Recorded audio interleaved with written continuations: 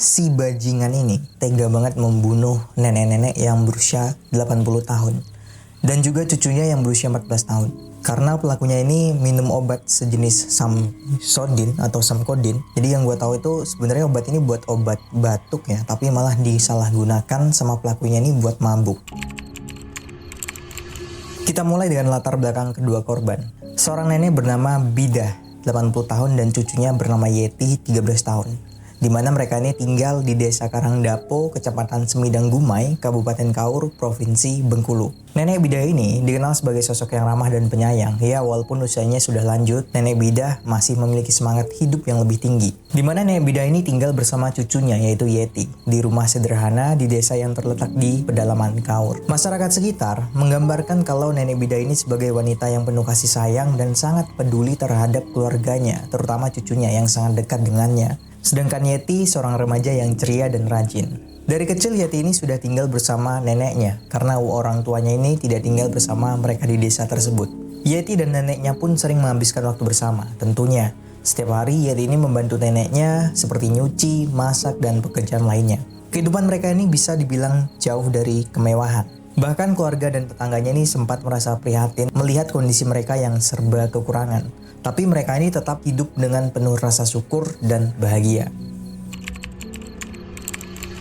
Penemuan ini pertama kali ditemukan tetangga korban bernama Merti. Jadi pada pagi itu jam 7 pagi tanggal 20 Desember 2024, Merti ini datang ke rumah Nenek Bidah dan Yeti untuk menagih iuran uang air. Kemudian Merti ini memanggil dari luar rumah tapi tidak ada jawaban. Merti pun mencoba mengetuk pintunya. Setelah beberapa kali mengetuk, tapi tetap saja tidak ada jawaban. Merti pun mengecek melalui jendela yang sudah terbuka dan melihat tangan kedua korban ini sudah tergeletak di atas kasur. Melihat itu, Merti ini berteriak dan meminta bantuan pada warga. Warga pun mulai berkumpul dan melaporkan penemuan itu kepada kepolisian terdekat. Sementara warga ini menduga kalau ini adalah kasus perampokan. Tidak lama setelah itu, pihak kepolisian pun datang dan melakukan olah TKP dan juga memasang polis lain. Di TKP, polisi menemukan kedua korban tergeletak di dalam kamar dengan posisi yang sangat mengerikan, bersimbah darah dengan beberapa luka tusuk di bagian leher. Sedangkan keadaan rumah pada saat itu cukup berantakan. Selain itu juga, pelaku ini ternyata mencuri motor dan handphone milik korban. Kemudian, kedua jasad korban pun diamankan langsung ke Rumah Sakit Cahaya Batin, Kabupaten Kaur untuk dilakukan otopsi. Yang menyedihkan adalah, ketika proses evakuasi jasad korban, terdengar tangis histeris dari salah seorang perempuan sambil memanggil sebutan ibu.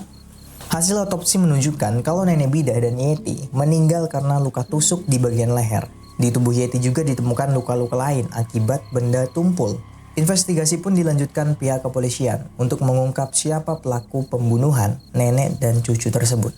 Tanggal 20 Desember 2024, salah satu warga menemukan motor yang ditinggalkan begitu aja di jembatan Seranjangan di belakang salah satu rumah kosong. Penemuan motor itu pun segera dilaporkan kepada polisi. Setelah diselidiki, ternyata motor itu milik korban yang hilang dicuri. Setelah itu, motor itu pun dibawa ke kantor polisi untuk dijadikan barang bukti. Temuan ini sangat krusial karena memberikan petunjuk lebih yang mengarah kepada pelaku. Berdasarkan penemuan motor yang dibuang dan pengumpulan bukti-bukti lainnya di TKP, polisi mulai menelusuri lebih jauh dan mendapatkan informasi yang mengarah kepada Fahmi.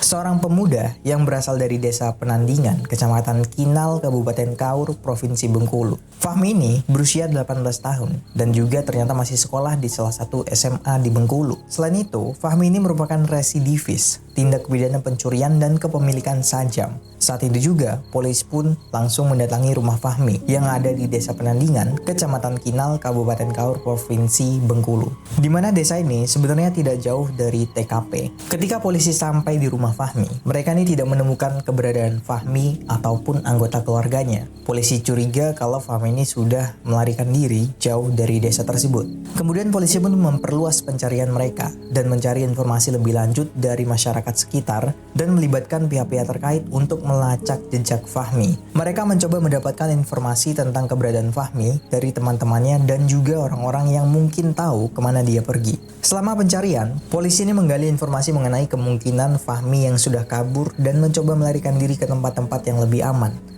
Mereka pun menggunakan jaringan intel untuk mengidentifikasi kemungkinan tempat pelarian Fahmi, mau di wilayah setempat ataupun daerah lainnya.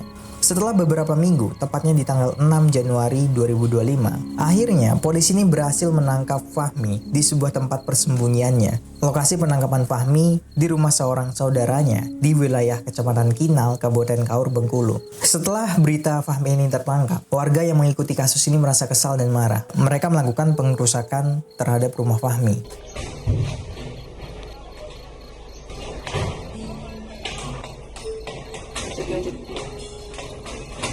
Setelah berhasil ditangkap, Fahmi pun dibawa ke kantor polisi untuk dilakukan pemeriksaan lebih lanjut. Pada saat penangkapannya, Fahmi ini mengakui perbuatannya dan memberikan keterangan terkait pembunuhan nenek Bidah dan cucunya Yeti.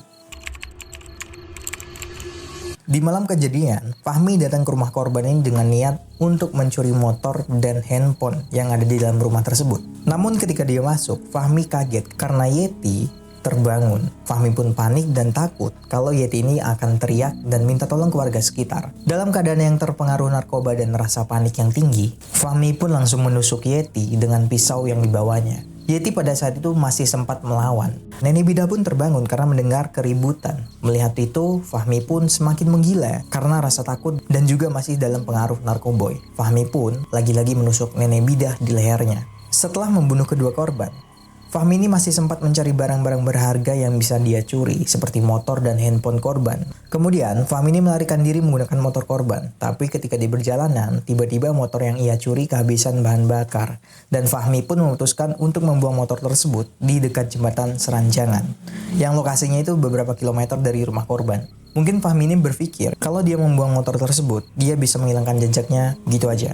Polisi juga mengatakan ada beberapa motif dari Fahmi sehingga dia tega membunuh Nenek Bidah dan Yeti. Yang pertama, ia berada dalam keadaan tertekan secara finansial. Ia tidak memiliki pekerjaan tetap dan merasa kesulitan untuk memenuhi kebutuhan hidupnya. Selain masalah keuangan, pengaruh narkoboy juga merupakan faktor utama yang memperburuk kondisi Fahmi, di mana Fahmi ini mengaku sering menggunakan pil Samsodin atau Samsodin yang membuatnya merasa euforia sesaat. Namun, hal ini bisa mengubah perilakunya menjadi lebih agresif dan impulsif.